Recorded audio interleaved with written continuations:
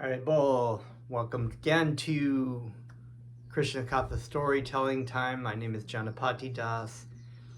Please accept my most humble obeisances. Thank you for tuning in. If you haven't already done so, please remember to like, subscribe, and share. Also, feel free to comment on the videos in my channel. I'd like to offer my respectful obeisances unto my Guru Dev, Jagat Guru Siddhaswarapananda Paramahamsa Srila Prabhupada, whose most unconditional mercy is all that I'm made of. Without his mercy, I would not be able to comment or have any kind of vision to be able to relate these stories. So I'd like to offer my respects to him. My respects also to Bhaktivedanta Swami Prabhupada, my spiritual grandfather, for the most wonderful translations of these Krishna stories that we've been reading. Thank you so much for all of you for tuning in, making comments, and engaging in this. The more we share this, the more we engage in this, the more wonderful it is for our world. So we're going to start with some hearing and repeating of Krishna's names just to start off our class, and then we'll get into our story. Please join along.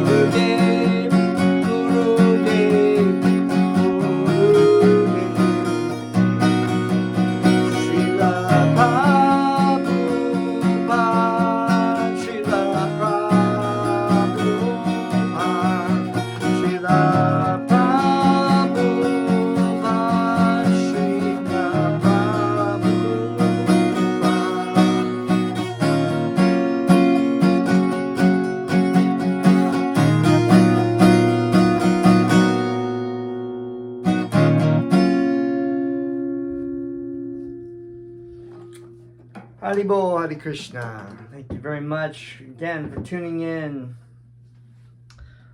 Om Namo Bhagavate Vasudevaya. So we are back in our story, and we are reading again from the second half of this story, Lord Krishna's daily activities. We've been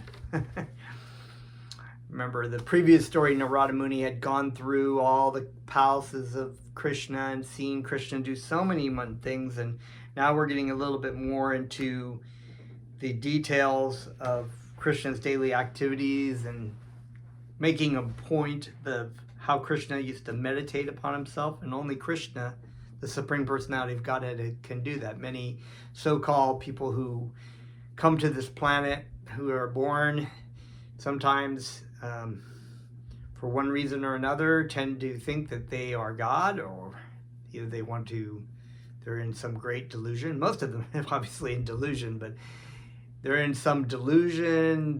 They want followers, they want power, they want sex, so many things, and they come and they claim that they're God. They're very charismatic, and they attract the foolish people who are easily misled and who are looking for that kind of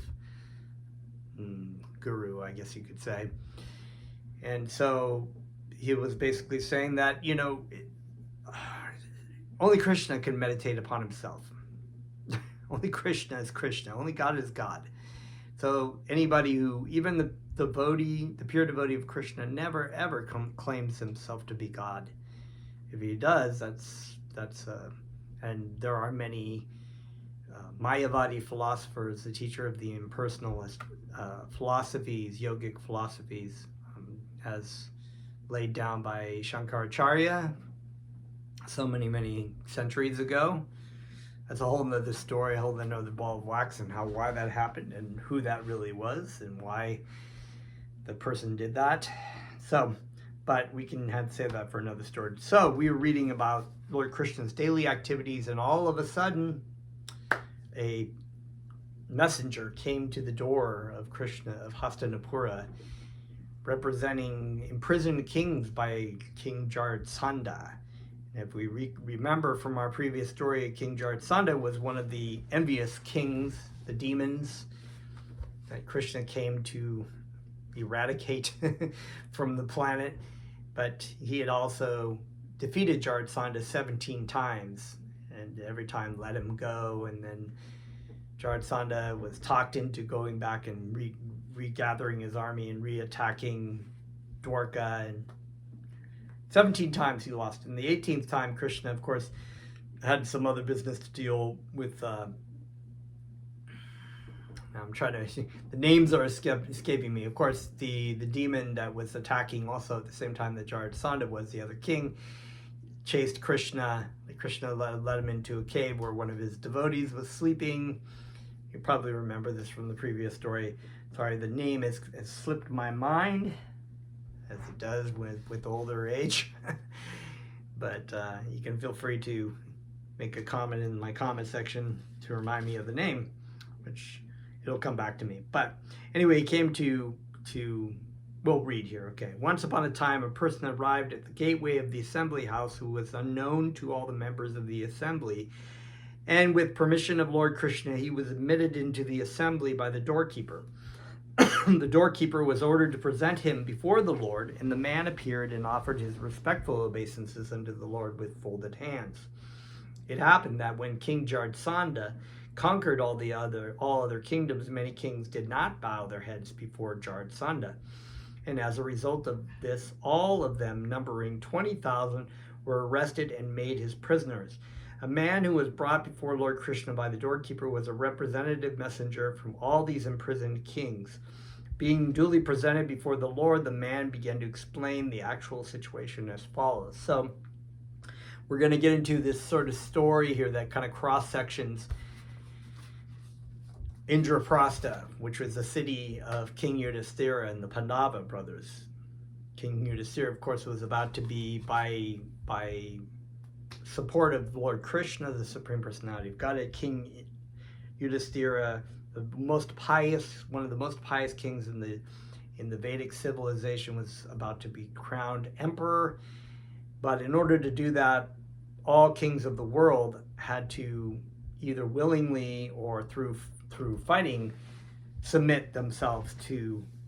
And so this was about to happen, but this was obviously a problem.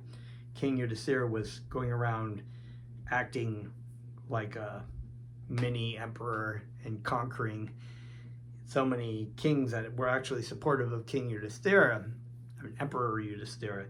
And so we're going to get into this whole story. This is going to unfold into the next chapter of the Krishna story. So we'll just see what the messenger has to say. My dear Lord, you are the eternal form of transcendental bliss and knowledge. As such, you are beyond the reach of the mental speculation or vocal description of any materialistic man within this world. This is a very extremely important point that's laid out through different Vedic scriptures, Sri Ishopanishad, the Bhagavad Gita, the Srimad Bhagavatam, the Chaitanya Charitamrita. So many wonderful scriptures make this point that Krishna, the Supreme Personality of Godhead, is beyond the mental speculation, the mental speculators, the ability of the thinkers to try to do their thinkering and think their way to Krishna, ascend using the ascending process, right? To try to, but even in the Bhagavad Gita, it is stated that Krishna, that a person cannot come to understand Krishna through mental speculation, which is what so much of philosophy, psychology, what passes for different kinds of sciences is based heavily on mental speculation. And even in the realm of the material world, sciences utilizes heavily on mental speculation because they don't really understand completely. They understand very little actually about the universe. They think they know a lot, but they actually know very little. And then they try to project. They say, well, look at all we know. We don't see God. There is no God. They speculate about the idea of God and, whether it's true or whether God is dead. So they're utilizing their mind because they don't have the spiritual vision to actually be able to see God. They actually don't really want to see God. They want to be God. So therefore they just dismiss it, and God provides them with the covering on their eyes to not be able to see Krishna. But this is the point that Krishna is beyond the reach of mental speculation.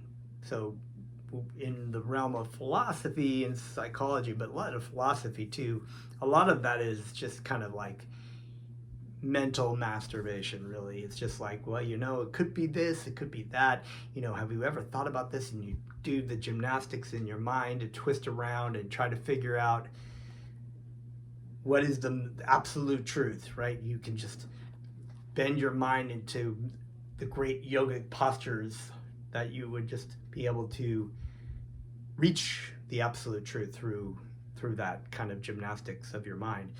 But all it is just like speculation. Everybody's just like completely way off. I've heard some crazy stuff. So you just can go the easy way. Surrender to Krishna, learn the Vedic knowledge through your spiritual master, and achieve self-realization and understanding through that way, which is a much easier way to deal with things. But anyway, getting to the point. So the representative is saying you are beyond the reach of mental speculation or vocal description of any materialistic man within this world, right? A slight portion of your glories can be known by persons who are fully surrendered unto your lotus feet. And by your grace, only such persons become freed from all material anxieties. My dear Lord, I am not one of these surrendered souls. I am still within the duality and illusion of this material existence.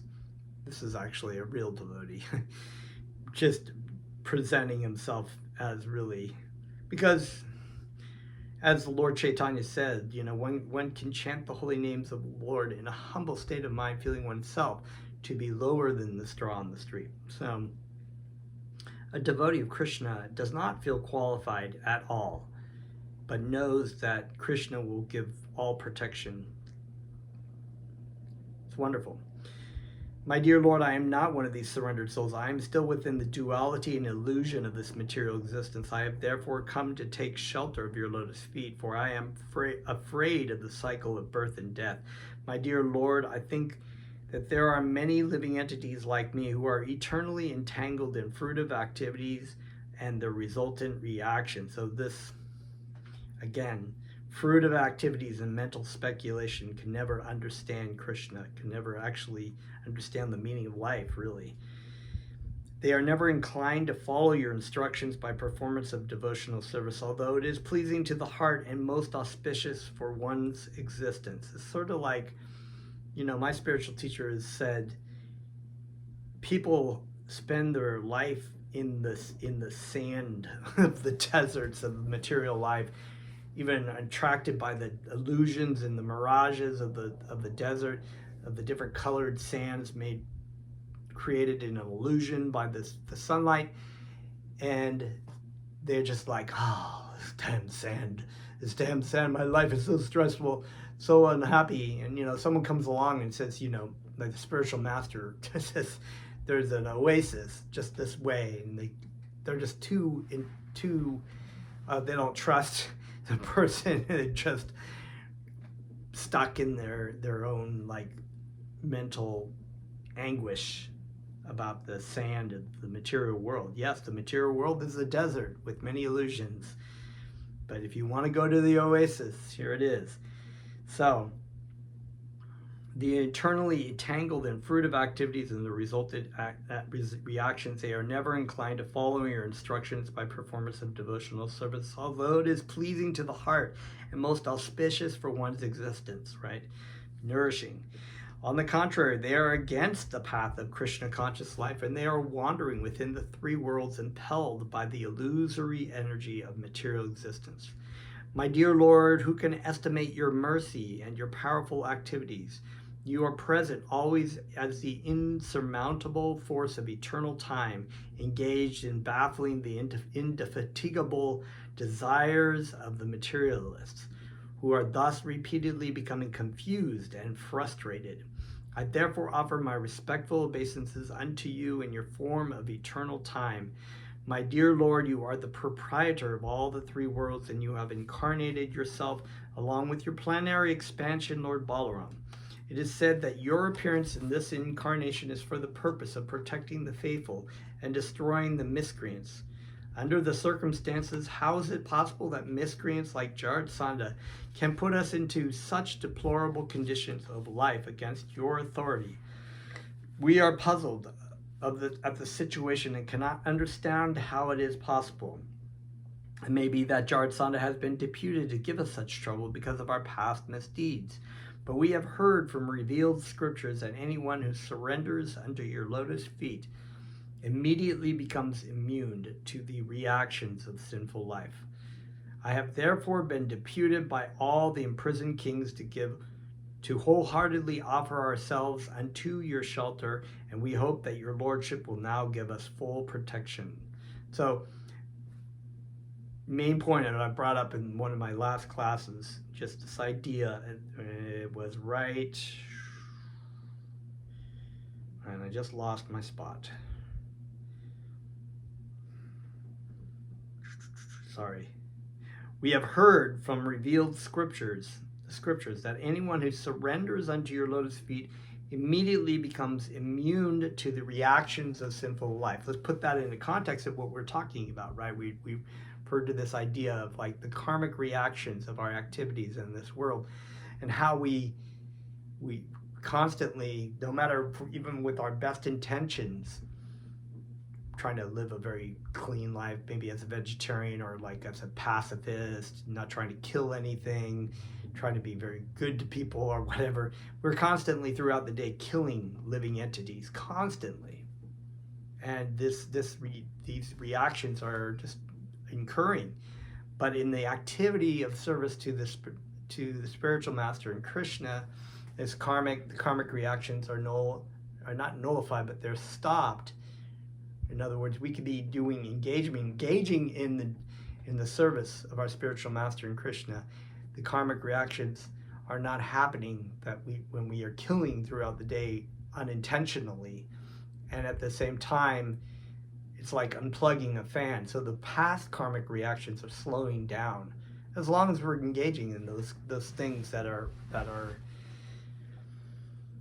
supported by Scripture and supported by our spiritual master, and we were supposed to do. Right, offering our food to Krishna, engaging in the service of the spiritual master and Krishna. This is what's happening. So this is the point that this messenger is making. I have therefore been deputed by all the imprisoned kings to wholeheartedly offer ourselves unto your shelter, and we hope that your lordship will now give us full protection. We have now come to the real conclusion of our lives. Our kingly positions are nothing but the reward of our past pious activities, just as our suffering imprisonment by Jardsanda is the result of our past impious activities. So we have the good karma, which is actually referred to in the Bhagavad Gita as karma, which is the pious activities that we're doing that are supported by Scripture to basically elevate our material wealth. That's karma, right? And then we have vikarma, which are the sinful activities that are against scriptural injunctions, which is pretty much what most people are doing nowadays. Everything, eating meat, slaughterhouses, just the activities that we do pretty much in this material world. Then, of course, we have akarma. And akarma is the activities that we do in the service of Krishna and our spiritual master, which is what I brought up before, which actually incur no sin, no sinful reactions, and help purify our heart so that we can come back to Krishna. We realize, okay, so let's go here. The material condition of life simply involves bearing the burden of this dead body. Because the body is not really have any activity, it just appears that way because of the living entity, right? As a result of fruitive activities, we have thus been subjected to being beasts of burdens for these bodies. And being forced by conditional life, we have given up the pleasing life of Krishna consciousness. Anybody whose body, there may be illusion by it if you're in pretty good health and your body is young, you're not aware. I know in my 20s, I didn't really take very good care of my body, but it was just because I had a young body that I never really was aware of the pains and suffering so much. And then, now in my middle age, or 53, and it's going down, and it will get worse, and I have to work harder to take enough supplements and exercise and just take care of my body. And it just becomes apparent every day that, oh, that hurts today, oh, that hurts today, oh, that doesn't feel very good, or I feel like crap today. That didn't just quite happen. So it's just a perfect analogy of this just being burdened, this burden of this dead body. The body is just falling apart around us. As a result of these fruitive activities, we've been subjected to being the beasts of burden for these bodies and being forced by conditional life. We have given up the pleasing life of Krishna consciousness. Now we realize that we are the most foolish persons. If you come to the point of understanding that you're the most foolish person by engaging in the wrong activities for this material life, you are the most fortunate person in that point. Because most people, 99% of the people on this planet don't get that, or they don't, even if they've heard the spiritual master or heard the pure devotee say something, they either don't take to it or whatever. We have been entangled in the network of material reaction due to our ignorance. We have therefore come to the shelter of your lotus feet, which can immediately eradicate all the results of fruitive action and thus free us from the contamination of material pains and pleasures. And we say material pains and material pleasures, right? So that's the sort of the mukti cycle. We have our desires for sense gratification, and then we want to be relieved of our painful, sinful situations.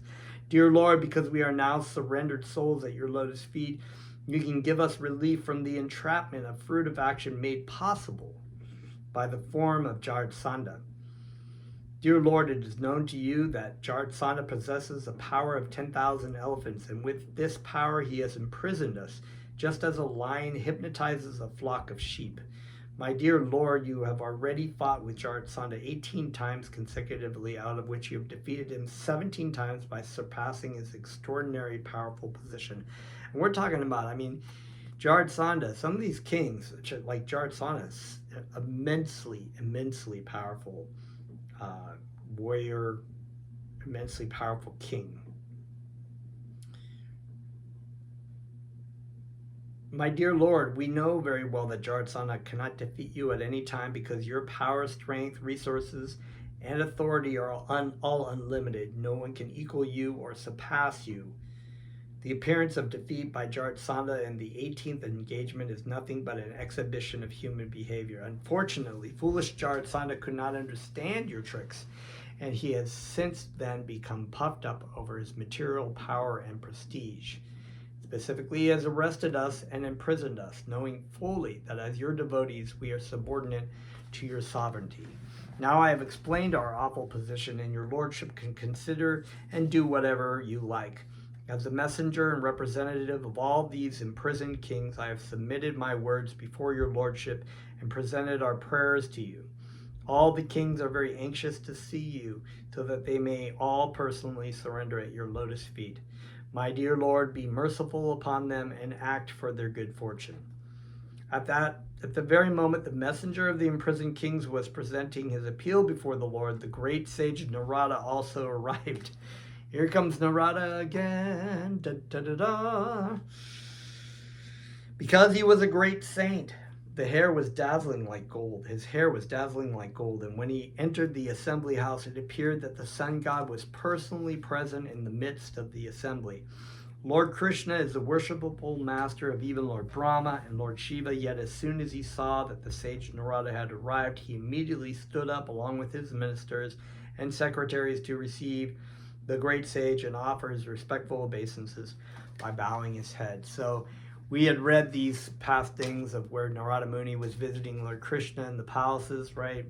And as always a perfect example, the Supreme Personality of Godhead, Lord Sri Krishna, stood up and offered the most humble obeisances and respects to the great devotee of Krishna, his great devotee, Narada Muni, setting the example of how you are supposed to treat a devotee of Krishna. The great sage Narada took a comfortable seat, and Lord Krishna worshipped him with all paraphernalia as required for the regular reception of a saintly person. While he was trying to satisfy Naradaji, Lord Krishna spoke the following words in his sweet and natural voice. My dear great sage, among the demigods, I think that now everything is well within the three worlds. You are perfectly eligible to travel everywhere in space in the upper, middle, and lower planetary systems of this universe. So if you get a chance to read more of the Srimad Bhagavatam, there is more information about how Narada Muni came to be Narada Muni, how the living entity became to be Narada Muni in that life, and his previous existences and previous lives, and how his sort of spiritual evolution. It's just really amazing and wonderful. Fortunately, when we meet you, we can very easily take information from your holiness of all news of the three worlds within this cosmic manifestation of the Supreme Lord. So there is nothing concealed from your knowledge. You know everything, and so I wish to question you. Are the Pandavas doing well? And what is the present plan of King Yudhisthira? Will you kindly let me know what they want to do at the present? The great sage Narada spoke as follows. My dear Lord, you have spoken about the cosmic manifestation created by the Supreme Lord, but I know that you are the all-pervading creator. Your energies are so extensive and inconceivable that even powerful personalities like Brahma, the Lord of this particular universe, cannot measure your inconceivable power. My dear Lord, you are present as a super soul in everyone's heart by your inconceivable potency. Exactly the fire which is present in everyone, but which no one can see directly. In conditioned life, every living entity is within the jurisdiction of the three modes of material nature. As such, They are unable to see your presence everywhere with their material eyes. So very little, we talk about the limitation of the material mind. They can't even understand the nature of the soul, the living entity. They can't see the living entity. They have no ideas. So that even these so-called great scientists and great thinkers come to the most crazy conclusions, like Francis Crick, they call the father of DNA, right? He discovered DNA. The DNA was already there. He found it, right? And so he wanted to find out the nature of the self. And so they just dig around, look in the brain, try to find out where there's this little person, like, in the Wizard of Oz, the guy behind them. There's like a little guy or something. I don't know what they're thinking. Like, where's the little guy that's doing all that? Where is the center of this all happening? We know that the brain does certain things. We know that the heart does certain things, and it all kind of works together. But Francis Crick came to the same conclusion, really, that transcendentalists, Vaishnavas, transcendentalists came to, that the material, that there is no self as the material energy, right? So the living entity is present within the heart, but is so small, so minute, so completely fine and beyond the material energy. It's not the material energy, right? The soul, the jivatma, that no material tools or senses or anything, any kind of microscope or anything like that, which is limited to the limitations of the senses themselves, which are highly limited, and our mind is very limited and illusioned. Our mind is not all powerful, and our senses are definitely not all powerful. So therefore, our tools to understand and to study the material universe are not all powerful and actually quite faulty. So to try to find, so he basically came to this conclusion, we can't find the self, so there is no self. There's nothing, there's no self. We're not there. So he came to the conclusion that we don't exist, actually, and he wrote a book about it. So he actually has this book, that Francis Crick, who does not exist, wrote a book that also does not exist to people that don't exist. So why the hell do we do anything, right? So actually the conclusion is, you get to that point and you can't find the material stuff. There has to be one of two conclusions. Either we don't exist, this is all some kind of illusion, or there's another type of energy, and that's a spiritual energy that cannot be detected by fruitive activity, mental speculation, or mental capacity, but actually understood through revelation by the process of bhakti yoga, right? That God has to give us the information, and we receive it via the pure devotee of Krishna. This is the way it's been handed down from student to teacher in perfect form. We have the process, we have the information, it all comes from Krishna. It's far superior. So anyway, that being the point, they are unable to see the presence everywhere with the material eye. So we can't even see the soul, let alone God or anything like that. So, but most of that is just because of our own enviousness and our own desire to be God. By your grace, however, I have seen many times the action of your inconceivable potency, and therefore when you ask me for the news of the Pandavas, which are not at all unknown to you, I am not surprised at your inquiry. My dear Lord, by your inconceivable potencies, you create this cosmic manifestation, maintain it, and again dissolve it. It is by the dint of your inconceivable potency only that this material world, although a shadow representation of the spiritual world, appears to be factual. No one can understand what you plan to do in the future. Your transcendental position is always inconceivable to everyone. As far as I am concerned, I can simply offer my respectful obeisances unto you again and again. In the bodily concept of knowledge, everyone is driven by material desires, and thus everyone develops new material bodies one after another in the cycle of birth and death. It's like, to me, and I was contemplating this, it's like, do you want to take the way where you just drive your own car over a cliff, or have the person who's taking you the right direction? via the spiritual master in Krishna. They know the way they're taking you. You submit your life to them. And I was just thinking about that, how much of a relief that is to try not to be God, try not to act on that platform, and try to just give your life to God is so much more wonderful, because everything else is full of anxiety, trying to do it yourself. Being absorbed in such a concept of existence, one does not know how to get out of this engagement of the material body. Out of your causeless mercy, my Lord, you descend to exhibit your different transcendental pastimes, which are illuminating and full of glory. Therefore, I have no alternative but to offer my respectful obeisances unto you. My dear Lord, you are the supreme Para Brahman, and your pastimes as an ordinary human are another tactical resource, exactly like a play on the stage in which the actor plays parts different from his own identity. You have inquired about your cousins, the Pandavas, in the role of their well-wisher, and therefore I shall let you know about their intentions. Now please hear me.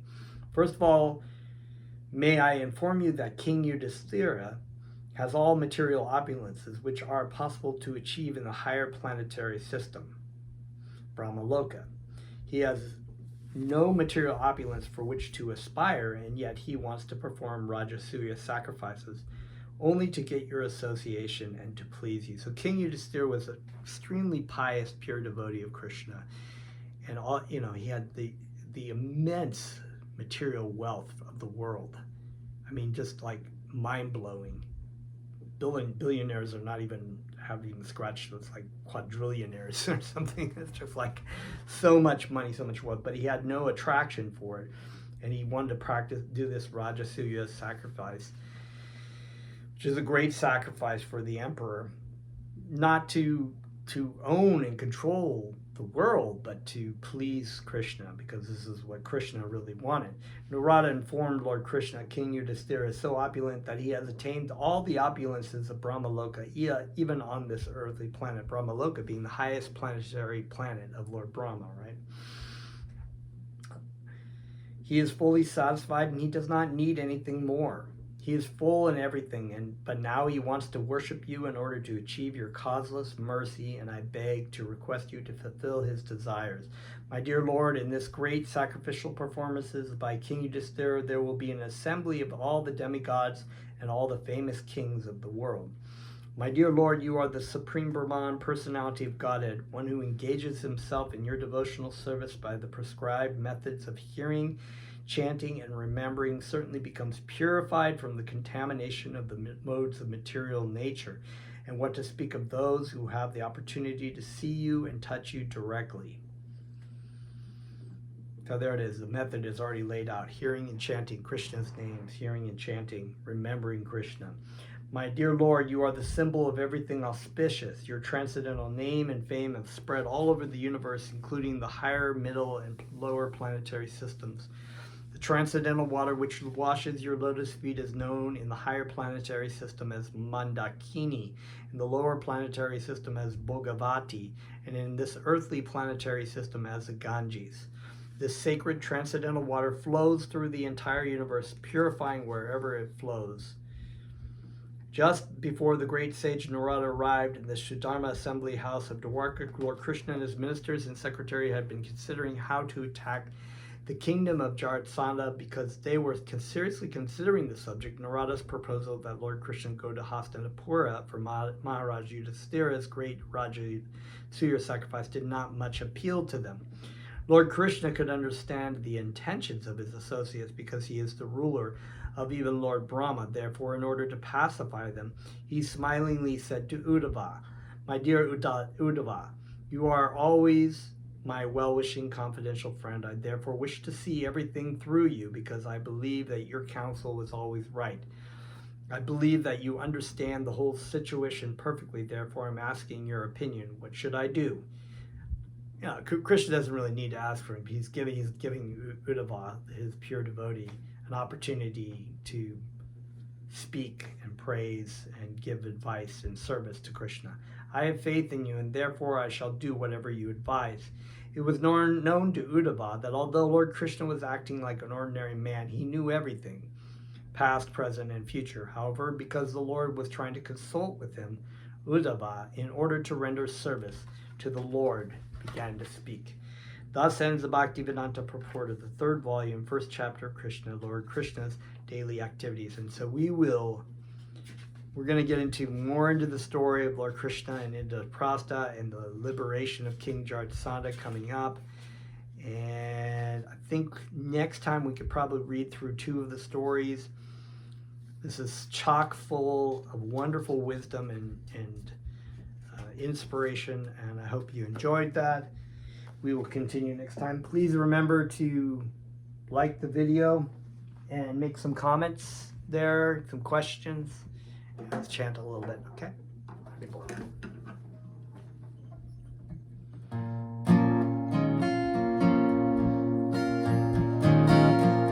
Haribo Nitagore,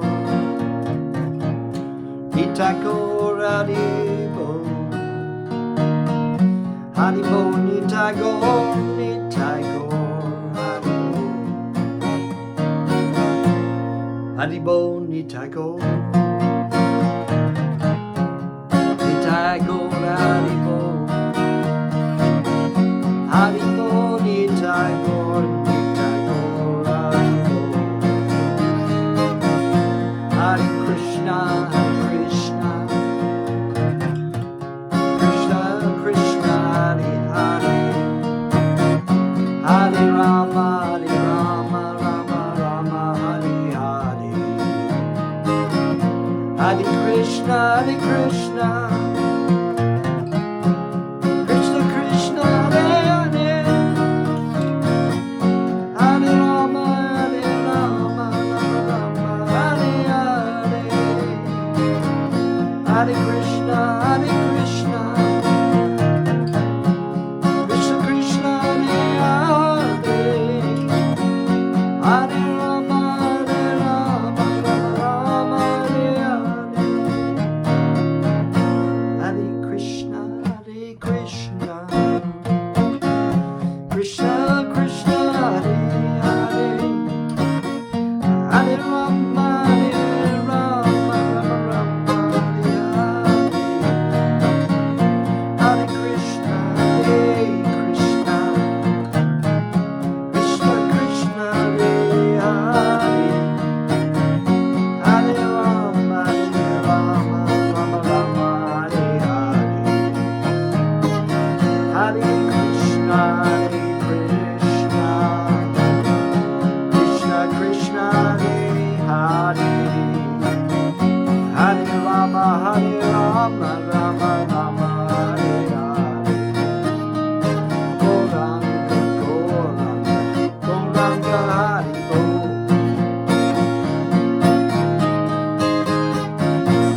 Chaitanya, Chaitanya, Chaitanya, Haribo,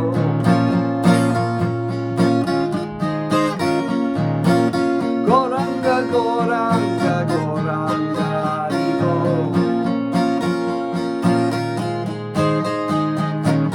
Chaitanya, Chaitanya, Chaitanya, Haribo,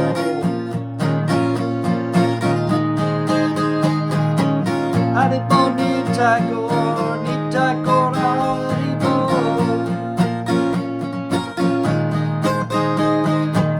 Haribo Nitagore, Nitagore Haribo,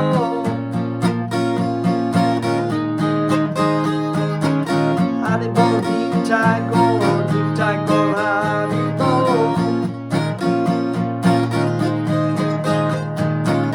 Haribo Nitagore, Nitagore Haribo,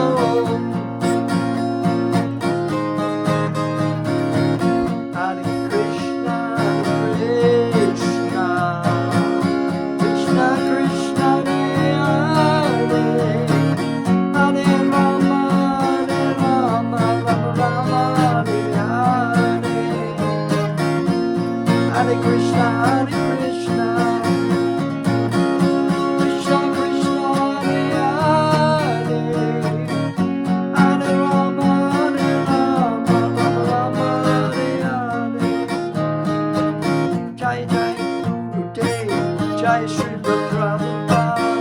Jai Jai Gurudev, Jai Srila Prabhupada, Jai Jai Gurudev, Jai Srila Prabhupada, Jai Jai Gurudev, Jai Jai Srila Prabhupada.